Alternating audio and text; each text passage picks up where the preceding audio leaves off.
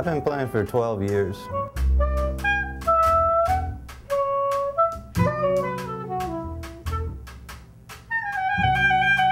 Both of my parents were musicians. They are musicians.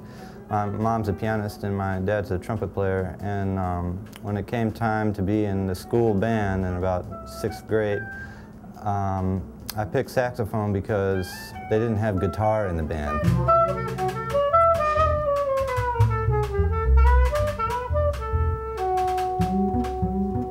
At first, I kind of would rather have been playing basketball than sitting inside without my friends practicing, but actually, pretty soon on, I started to really love playing the instrument and the sound that a saxophone produces, and really started spending a lot of time just checking out different musicians, and after a couple of years of playing it, it took a little while, but I knew almost that that was kind of what I wanted to do.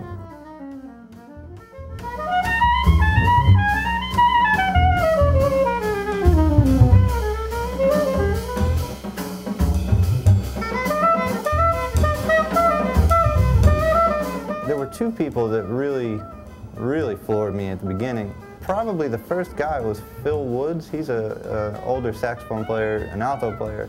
And my dad is a jazz musician. He had a lot of records. He's also a jazz teacher too, so he had a lot of materials around the house that we could sort of check out. And he had this Phil Woods record, and I remember the sound and the phrasing. It was like, I can't even explain the feeling. It just kind of like, it sounded so good to me. I just couldn't stop listening to it.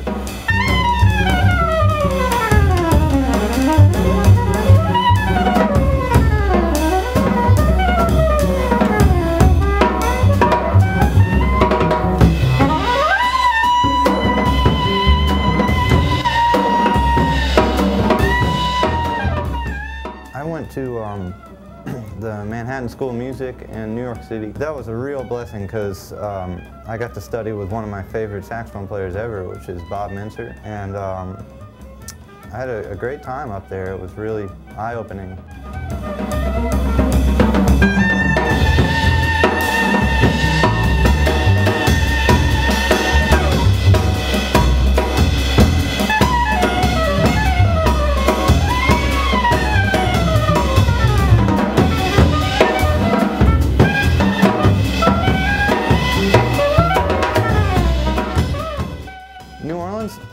Well, I tell you what, this city is like nowhere else in the United States that I've ever been. I haven't been everywhere, but I've been to a bunch of different cities here, and this is like nothing else. I mean, everyone agrees. The main thing about it that's cool is getting to live in the place where jazz was born.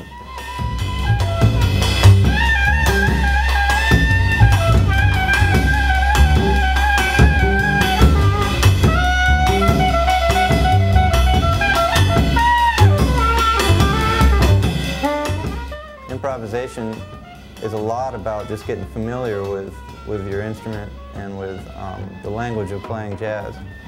And the thing is, though, you got to be able to have your blade honed sharply enough to be able to execute those ideas.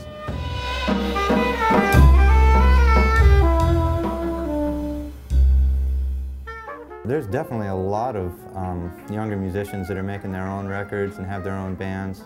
And it's an exciting time, really. I'm kind of wouldn't want to be alive in any other period, really, because it's kind of the age where people are kind of taking it upon themselves a little bit more to put the albums together and write new music for their groups and find places for their own groups to play. It's kind of almost like an underground scene a little bit, but man, it's a lot of fun. But there's a lot of younger musicians that are kind of taking that route, and I'm hoping to continue with that.